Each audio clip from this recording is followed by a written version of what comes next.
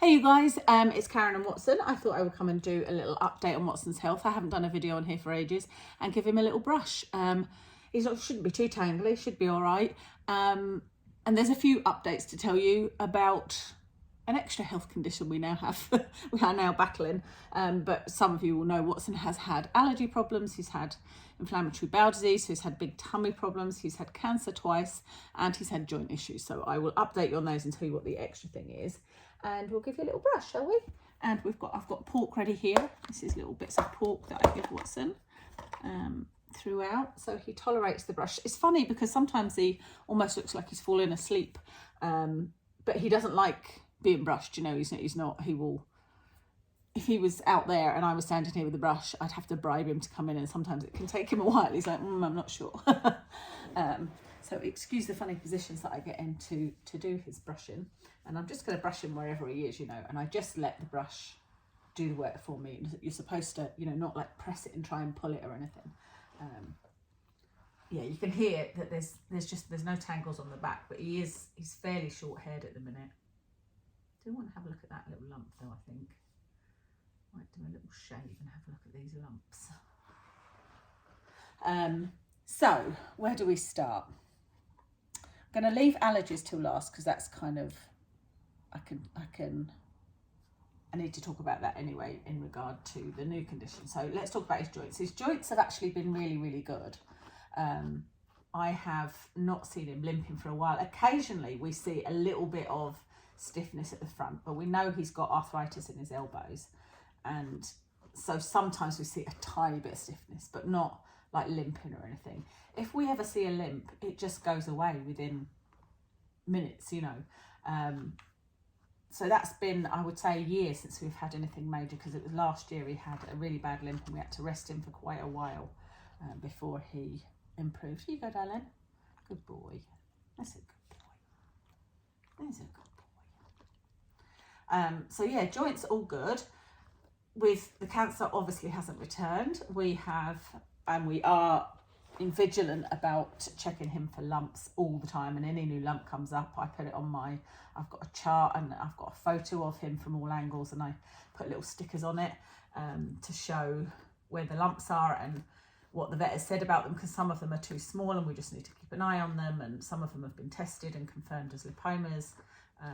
He's got a massive lipoma on the front of his chest actually, and some of them have been confirmed as keratins. Good boy, good boy. So all good on that front. What else? Tummy wise, he has been doing really, really well. Good boy. Really, really well. It seems to work out what we're doing, which is that we give him, he's got raw food for his dinner, and it's from Honeys.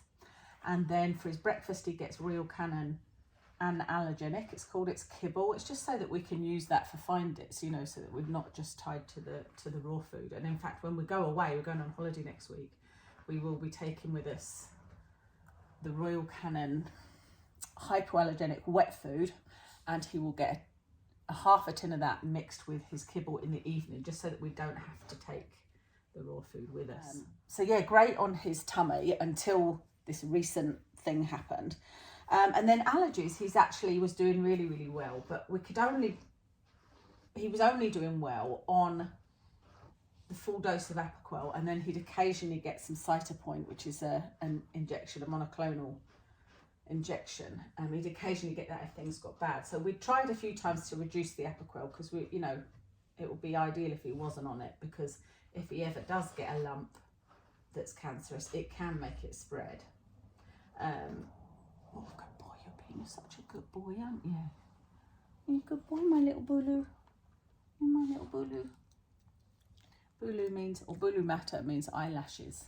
I don't actually know which language it is. It's something I saw on the orangutans I was watching, and I was like, oh, that's a nice little nickname. It's going to be my little Bulu Mata, because you've got lovely eyelashes, haven't you?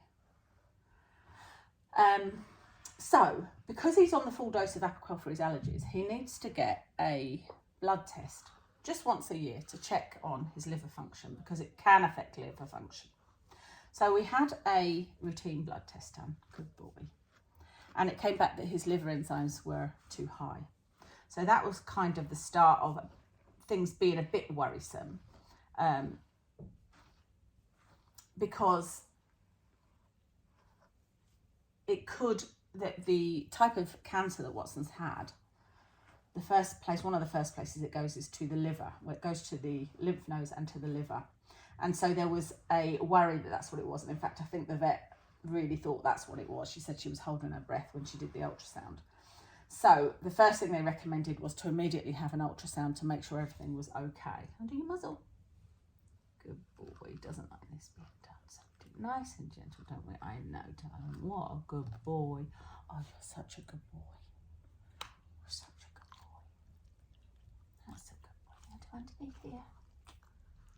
Oh, good boy. Good boy. So that's what we did, and it was a bit of a trauma because I had told them that he doesn't do very well at the vets in a crate, and the girl that I was seeing, I wasn't seeing my usual vet, although I found out she was actually going to be doing the ultrasound. She was just back from her maternity leave, but the girl I was seeing, Izzy, was so lovely, and she said, why don't you, rather than leaving him, bring him in, we'll do the sedation in front of you, like with him in the room. And then as soon as he's like sleepy, they can take him away. Oh, it's a bit sensitive there, isn't it? What a good boy. And then they can return him back to us, do the ultrasound and return him back to us so that he doesn't have to actually stay in a crate or anything. So that's what we did. But honestly, I don't think that was the best idea, to be honest, because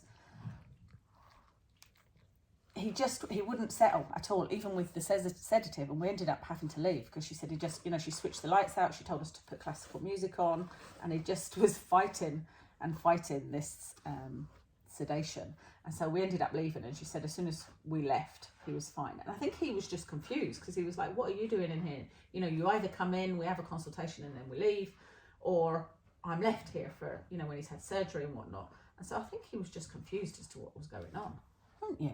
You were just a bit confused. So anyway, they told me afterwards that they were literally holding their breath at the ultrasound because they thought they were going to see something, and they really didn't want to see something on the ultrasound. But they saw nothing. It was completely normal. Right, now we've done your tummy, we're going to need you to do a roly-poly. What do you think? Can you do a roly-poly for me? He's starting to get a bit sleepy. I hate turning him over. Oh, roly-poly, thank you, baby. Good boy, what a nice roly-poly. Oh, I know, grumble, what a good boy. So that was a bit of a puzzle then, but it was good news, But I was really quite down about it all because I thought, well, if it is his Apoquel causing it, then that's not going to be good because the Apoquel gives him a good quality of life. And if it's not, then what the hell is it, So anyway, the next thing, because this ultrasound didn't show anything, was to try and reduce his Apoquel as much as we could for a month and then retest. So that's what we did. We reduced it to half for 2 weeks and then we reduced it to 0. But it was because it was still hot, it was really difficult to manage his allergies. Though I've got to say, not as bad as I thought. He wasn't quite as bad as I thought. He got one ear infection because the thing is, when he's not on Apoquel and he's itching, it makes the skin more susceptible to bacteria, and so he ends up with more ear infections and more red patches all over him, and he's constantly scratching and he's kind of miserable when he's like that. God, I'm actually getting a bit of hair out of him. Normally I don't get any hair out of Watson, but that's a lot. That's a lot for a hyperallergenic dog, isn't it? You do this little muzzle. Good boy. So we managed to reduce the Apoquel. Like I said, it was better than I thought. I went back to my sort of extreme regime for his allergies, which is washing him twice a week. Washing him twice a week. He was getting Cytopoint. He was allowed to get Cytopoint, the injection. So I was making sure I was doing that every, on the date that it was due, because you can have that every 4 weeks. And we're doing that now, actually. I'm back to doing Cytopoint. And what else was I doing? I got some supplements. I've been giving him quercetin, which seems to be helping, and making sure I've got the foam. I've got this chlorhexidine foam that I can put on because he sometimes gets sore here. So we did all that. Like I said, it wasn't quite as bad as I thought. I think it was worse when he was on none, but when he was just on half a dose, that wasn't too bad. So that's what we've actually gone back to, because we went and had another blood test, And the idea was to see, is this actually the Apoquel causing the liver increase? You know, is it going to be, if he's not on Apoquel, is it going to show that his liver's fine? So it showed no difference. In fact, it was a little bit higher, his livers, which was kind of good because it means he can still have some Apoquel, and the Apoquel isn't affecting his liver, but kind of not great because we don't have an answer. And the vet was saying, you know, she says she does see some dogs that are senior, because Watson is nearly 10. She does see dogs with raised liver enzymes because of their age. But what that actually means, and this is what we think it is, what it actually means is that it's the very early stages of liver disease. So that is, you know, really quite sad. But the only way that they can do anything now, or the next stage, if you like, would be to do a liver biopsy. And Kev and I had already said before the vet even phoned us that we didn't think we were going to do that, because he's got no symptoms at all. You know, he's living his best life. He's running around with his friends, having fun. His poops are good. His digestion's good. He's eating fine. He's not listless. You know, he's still full of beans, and he doesn't look full of beans now, does he? We've been doing a lot of fun games this morning, haven't we? And we've had a long walk. Went for an hour's walk. So yeah, we're just watching and waiting. That's what she said to do. And I did then email her and ask her, because she'd sort of mentioned supplements. So there is an option to get these supplements that are SAM-E. And actually I should have put that on my list to research while I'm away on holiday. I'm going to try and research into that. But the little bit I'd looked up did say that it might cause him some nausea, and so I'm a bit concerned that it'll upset his tummy. Let me know if anybody's used these SAM-E supplements. But she didn't seem, I'd forgotten to ask her about it on the phone, and she didn't seem to say that it was urgent. It's just, you know, or that she recommended them.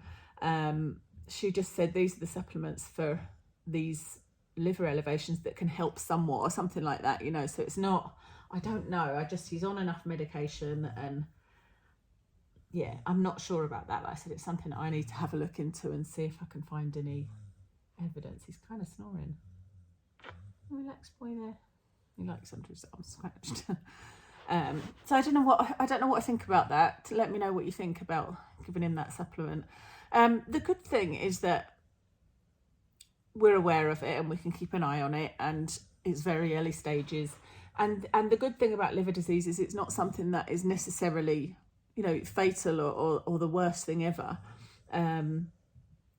It's something that you can, you know, if he ends up with liver disease, you can change his diet. Although, I mean, his diet's tricky enough as it is, but we can change his diet. I should have said, actually, one of the other things we do apart from the raw food is any treats he gets are less than 12% fat. They have no chicken and no grains, so he's 90% of the time, occasionally he'll get a treat with a chicken in it, a chicken treat from like when he goes with the walker and whatnot, and he's fine, his tummy's fine on that. Or it might be higher fat, I doubt it, but all the treats he gets from us are less than 12% fat, grain free and poultry free. So normally duck or venison or something like that. So yeah, that's, I think, all there is to update. We're going on holiday next week. We're going to Aviemore, taking Watson with us, of course. We never go anywhere without him. And it's somewhere we've been before. He will love it. I'll try and do some videos. And then the following week we're off work and we're going to take him on a few adventures. It's nice now because the weather's cooled down, so his allergies are much better anyway, you know.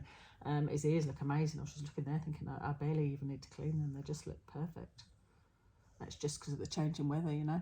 So I hope you guys are all well. I hope your doggies are all well. I know somebody just watched one of the Watson's IBD videos recently and their dog has got it. So it's a horrible thing to have, but it is something you can get over, you know. But yeah, I hope you guys are all well and we will speak to you again soon.